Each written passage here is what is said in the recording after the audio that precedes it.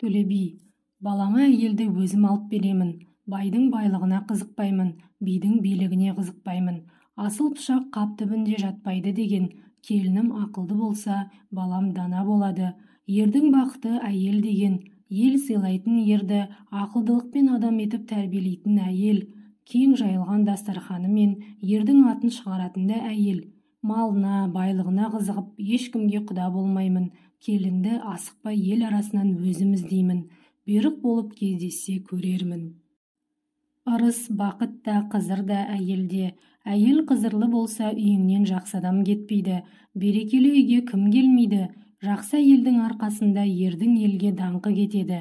Би бол, би болмасаң би түсетін үй бол деген. Би түскенде үй болу әйелден. Ол әйелді халықта жақсы көреді, кембағал қайыршы да жақсы көреді. Жақсы кісіні жұрт жек көре ме? Әйелі жақсы болмай ер оңбайды. Ердің бақытын кетіретін де әйел, ерге бақыт әперетін де әйел.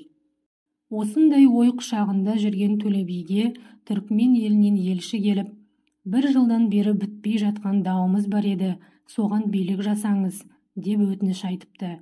Жер шалғай болса да Төле би Түрікмен еліне барып, дауласқан екі жақты татуластырып қайтады. Аттары болдырып, шөлдеп, шөліркеп келе жатқан жолаушылардың алдынан бір топ атты қыз келіншек көрінеді. Ол топтың ішінде Данагүл дейтін кедейдің қызы да бар еді. Жалғыз көк шолақ атына мініп, байдың қыздарымен тойдан қайтқан беті еді, деседі.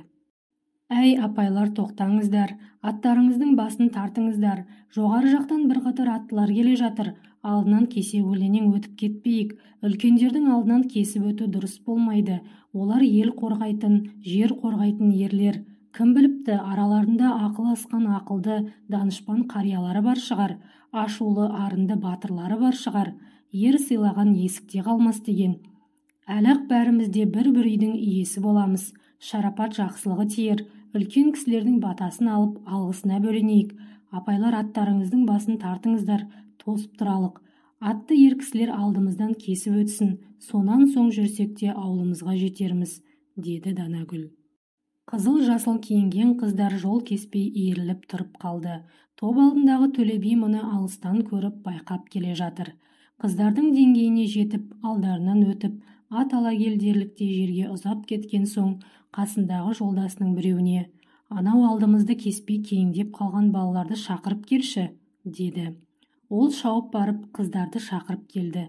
Жақындай бергенде Данагүл атынан түсіп жаяулап, апайлар, бәріңіз де аттарыңыздан түсіңіздер, жаяу барып сәлем берейік. Үлкен кісілерге атпен тасыраңдап жетіп барып сәлем бергеніміз ұят болар.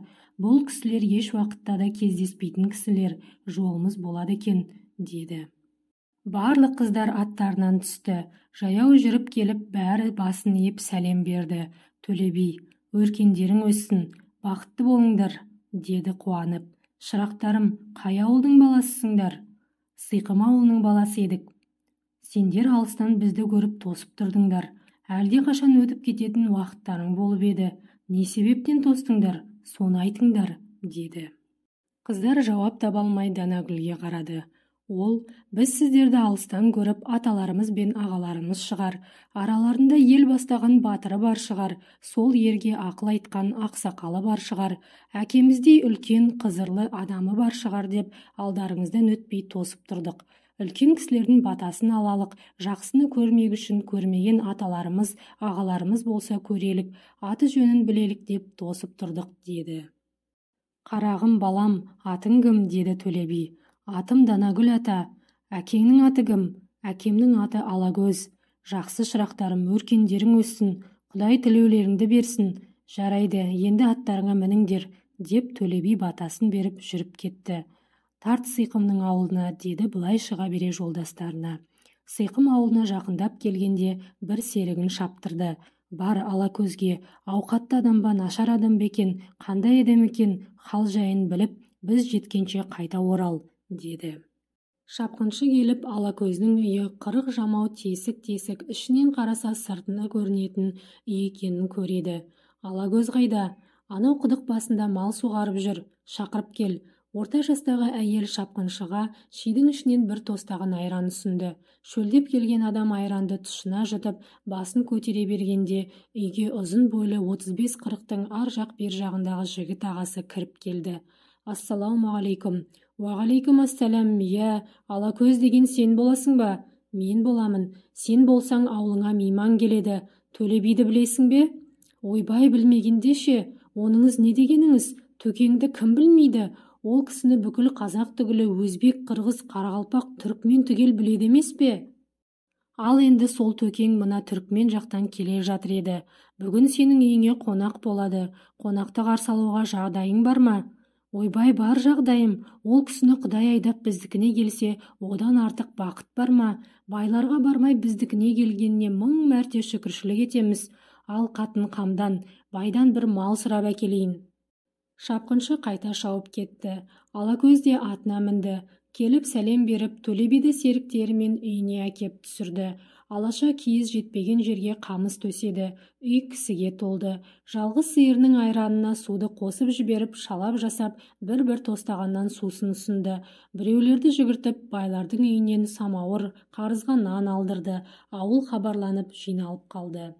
Ой, Алакөздің үйіне Төле би келіп түсіпті, қасында бір топ жолдасы бар деген хабар байға да жетті. Домаланып ол да келді. Келіп, о төке деп сәлем беріп шырылдасып жатыр. Төке, біздің үйге неге түспедіңіз? Мынау балаңызды ұялтқаныңыз қалай? Халқым үшін мен Төле би болып тұрып, байға ғана, барға ғана түсіп кедейлерді есіме алмасам, онда әділет бола ма? Байға жақ боп кедейдің ақысын жіберсем, онда мені жұрт әділетті деп айтар ма еді? Мейірімім түсіп мына Алакөздің үйіне қонақ болғым келді. Ал енді бәрің бірдей ағайынсыңдар ғой, құрметтерің болса істей беріңдер. Лездің ішінде-ақ киіз де келіп қалды, текемет те, жастық та келіп қалды. Алакөздің үйінде жоқ болғанымен елде бар. Мал сойылып, ауыл адамдарының бір сыпырасы жиналып, әңгіме тыңдап, төкеңмен бірге отырды. Бір кезде Төле би сыртта жүрген Алакөзді шақырып алды. Алакөз, балаң бар ма? Қанша балаң бар? Уа бияға, жалғыз бір қызым бар. Осы үйде жүрген келіннен бе? Я, осы келініңізден. Жақсы екен. Келін қай елдің баласы еді? О бияға, келініңіз мынау қожа атамның тұқымы еді, тек тұрмас деген әулиенің әулетінен. Жақсы екен, жарайды. Балам, әлгі қызың Данагүлді шақырып кел, үлкен кісілердің әңгімесін естіп отырсын, бала ғой. Данагүл көрші ауылда қыздармен отыр еді. Әкең шақырып жатыр деп бір келіншек барып шақырып келді. Атаңменен амандас, деді оған шешесі ақыл айтып. Ол кісілерді мен көргенмін, бағана күндіз сәлем бергенмін, мені таниды, деді Данагүл. Бір кезде тамақ пісті. Төле бидің алдына бата сұрап бас келді. Әлгі Данагүл баламды шақыршы. Тамаққа бата беріп болғаннан кейінгі жерде Төле би басты қасқалап, пышақпен кесті де бір ұртын алып өз аузына салды, бір құлағымен таңдайын алып, қарағым Данагүл, келші, өз қолымнан ұсынайын. Құлақ бергенім екімнің бірі бол. Таңдай бергенім айттырмай біліп, құпия жұмбақ сырымды шешіп, өсиетімді жұртқа жайып жүретін балам бол, міне, деп ұсынды. Данагүл келіп еңкейіп қолын алды. Рахмет ата, айтқаныңыз қабыл болсын, деді басын иіп. Жолаушылар қонақ болып жатты. Таң атты. Шай ішіп отырғанда жұртқа Төле би, оу жігіттер, мына Алакөз мырзамен құда болғым келіп отыр. Данагүл балама мейірімім түсті. Бұйрық болса, бала етіп алсам деп отырмын. Мен де кедей адаммын, Алакөз де кедей адам. Қоралап айдап беретін малым жоқ.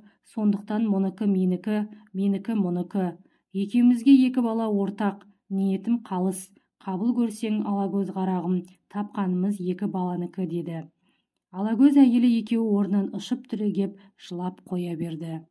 Бияға, біз бүйтіп дүниеге келіп, бізге бала бітіп, ол баламызға сіз секілді адамның мейірімі түсіп, үйімізге келіп құда болады, қызырға ие боламыз деген жоқ едік. Бияға, өле-өлгенше баламыз сіздікі, ерлі-байлы екеуміздің мал жанымыз да осы баланың жолында. Бізді елегеніңізге, осыншама мейірбаншылықпен бізге мейіріміңіздің түскеніне ризамыз. Рас па, өтірік пе деп келініңіз екеуміз қуаныштан жарылып кете жаздап тұрмыз.